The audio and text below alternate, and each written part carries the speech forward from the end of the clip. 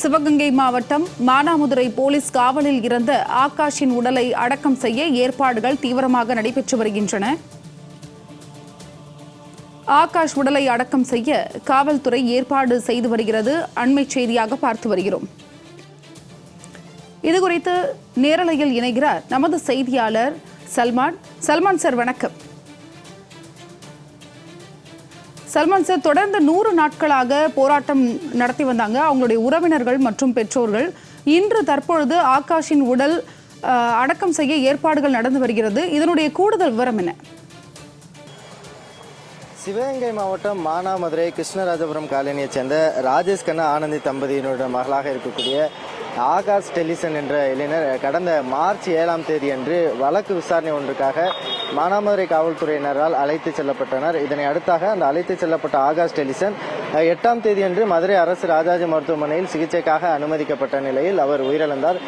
இது தொடர்பாக காவல்துறையினர் மீது நடவடிக்கை எடுக்க வேண்டும், காவல்துறையினர் தான் விசாரணை என்ற பெயரில் அவர் மீது தாக்குதல் நடத்தி அவரை கொலை செய்துவிட்டார்கள் என பெற்றோர்கள் குற்றம் சாட்டினர். இதனை அடுத்தாக இந்த வழக்கில் 6 காவல்துறையினர் மீது காவல் ஆய்வாளர் திலீபன் உள்ளிட்ட 6 பேர் மீது வழக்கு பதிவு செய்யப்பட்டு இந்த வழக்கானது சிபிசிஐடிக்கு மாற்றப்பட்டு தொடர்ந்து விசாரணையும் நடத்தப்பட்டது. இந்த நிலையில்தான் ஆகாஷ் டெலிசனினுடைய உடலை பெறமாட்டோம் என கூறி தொடர்ந்து அவர்களுடைய குடும்பத்தினர் மற்றும் உறவினர்கள் 102 நாட்களுக்கும் கடந்து தொடர்ந்து பல்வேறு போராட்டங்களை நடத்தி வருகிறார்கள். இந்த நிலையில்தான் சென்னை உயர்நீதிமன்ற மதுரை அமர்வில் இது தொடர்பாக வழக்கு தாக்கல் செய்யப்பட்டிருந்த நிலையில் நேற்று சென்னை உயர்நீதிமன்ற மதுரை அமர்வானது ஆகாஷ் டெலிசனின் உடல் 100 நாட்களுக்கு மேலாக வைக்கப்பட்டுள்ளதால் அங்குள்ள மருத்துவர்கள் மற்றும் அங்குள்ள பணியாளர்களுடைய உடல்நலம் பாதிக்கக்கூடிய ஒரு சூழல் ஏற்படும்.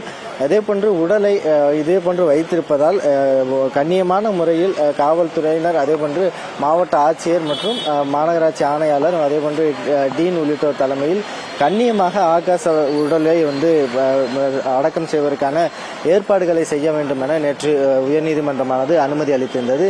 இந்த நிலையில்தான் தற்போது அரசு தரப்பில் குறிப்பாக மாவட்ட ஆட்சியர், அதேபோன்று மாநகராட்சி ஆணையாளர், மருத்துவமனை முதல்வர் உள்ளிட்டோர் தரப்பிலாக ஆகாஷுடைய உடலை அடக்கம் செய்வதற்கான ஏற்பாடுகள் செய்யப்பட்டிருக்கக்கூடிய நிலையில் ஆகாஷினுடைய பெற்றோர்களாக இருக்கக்கூடிய ராஜேஷ் கண்ணா மற்றும் ஆனந்தி மற்றும் ஆகாஷினுடைய உறவினர்களும் தற்பொழுது மதுரை அரசு ராஜாஜி மருத்துவமனையில் அந்த பிணவரை பகுதிக்கு வந்தடைந்திருக்கிறார்கள். தொடர்ச்சியாக தற்பொழுது அரசு மருத்துவமனையுடைய மருத்துவ அதிகாரி நேரடியாக அவரிடம் பேச்சுவார்த்தை நடத்தி வருகிறார்கள். அவர்களை பொறுத்த மட்டிலும் தங்களால் உடலை பெற முடியாது என கூறப்பட்டாலும் கூட ஏற்கனவே உயர்நீதிமன்றம் அனுமதி அளித்ததன்படி ஆகாஷினுடைய உடலை தத்தநேரி மயானத்தில் அடக்கம் செய்வதற்கான ஏற்பாடுகளும் செய்யப்பட்டு வருகின்றன. இந்த நிலையில்தான் 3 உதவி ஆணையர் உள்ளிட்டோர் தலைமையிலாக 100க்கும் மேற்பட்ட காவல்துறையினர் மதுரை அரசு ராஜாஜி மருத்துவமனை பிணவரை பகுதி முழுவதுமாக பாதுகாப்பிற்காக குவித்து வைக்கப்பட்டிருக்கிறார்கள். தற்பொழுது அந்த மதுரை அரசு ராஜாஜி மருத்துவமனையுடைய நிலைய மருத்துவ அலுவலர் சரவணன் அவர்கள் நேரடியாக அந்த ஆகாஷ் குடும்பத்தினரிடம் பேச்சுவார்த்தை நடத்தி வருகிறார். காலை 9:30 மணிக்கெல்லாம் அந்த ஆகாஷுடைய உடலை அடக்கம் செய்வதற்கான அந்த ஏற்பாட்டு பணிகள் தொடங்கும் எனவும் அதற்காக கோட்டாட்சியர் கருணாகரன் தலைமையிலான அதிகாரிகள் நேரடியாக வருகின்ற பின்பாக அதற்கான பணிகள் தொடங்கும் எனவும் தெரிவிக்கப்பட்டிருக்கக்கூடிய நிலையில்தான் அடுத்த முதற்கட்ட நடவடிக்கையாக தற்பொழுது காவல்துறையினர் பாதுகாப்பு பணிகளுக்காக குவித்து வைக்கப்பட்டிருக்கிறார்கள். இருந்த பொழுதிலும் ஆகாஷுடைய உடல் என்பது 104 நாட்களாக வைக்கப்பட்டிருக்கக்கூடிய நிலையில் பல்வேறு சிக்கல்களுக்கு உள்ளாகக்கூடிய ஒரு நிலையும் ஏற்பட்டிருக்கிறது. அதேபோன்று தற்பொழுது நேரடியாக நாம் பார்க்கலாம், கோட்டாட்சியர் அவர்கள் அந்த பகுதிக்கு வருகை தந்திருக்கிறார்கள். கோட்டாட்சியர் கருணாகரன் அவர்கள் தலைமையில்தான் ஆகாஷ் டெலிசனுடைய உடலானது நேரடியாக அடக்கம் செய்வதற்கான ஏற்பாடுகள் செய்யப்பட்டிருக்கின்றன. அதற்காக தற்பொழுது கோட்டாட்சியர் கருணாகரன் அவர்கள் நேரடியாக வருகை தந்திருக்கிறார்கள். அதற்கான அடுத்த கட்ட நடவடிக்கையாக ஆகாஷ் டெலிசனுடைய உடல் அடக்கம் செய்வதற்கான ஏற்பாடுகள் பணிகளானது தொடங்கி இருக்கின்றன என்றுதான் சொல்ல வேண்டும். ஏனென்றால் ஏற்கனவே உயர்நீதிமன்றமானது நேற்று முன்தினம் அவர்களுடைய குடும்பத்தினருக்கு வாய்ப்பளித்தது.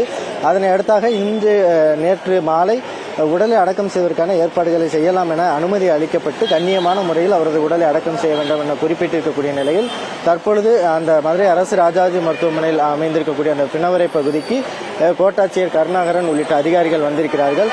நேரடியாக அவர்கள் அங்கு பிணவரையில் வைக்கப்பட்டிருக்கக்கூடிய ஆகாஷ் டெலிசனுடைய உடல் எங்கு வைக்கப்பட்டிருக்கின்றது, 7வது அறையில் வைக்கப்பட்டிருக்கின்றன.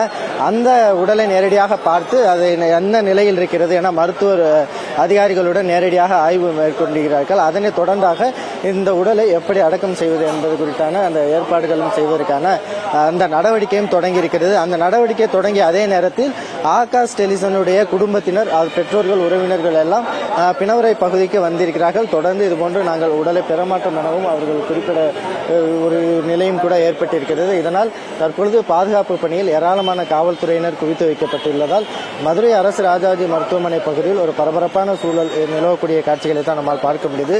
இந்த பொழுதிலும் கூட தொடர்ந்து உயர்நீதிமன்ற அனுமதிப்படி ஆகாஷ் டெலிசனுடைய உடலை அடக்கம் செய்வதற்கான ஏற்பாடுகளை தற்பொழுது அனைத்து துறை அதிகாரிகளும் மேற்கொள்ளக்கூடிய அந்த காட்சிகளை தான் நம்மால் பார்க்க முடிகிறது. உயர்நீதிமன்ற உத்தரவின்படி ஆகாஷின் உடல் அடக்கம் செய்ய ஏற்பாடுகள் தீவிரமாக நடைபெற்று வருகிறது. உங்களுடைய தகவலுக்கும் நன்றி.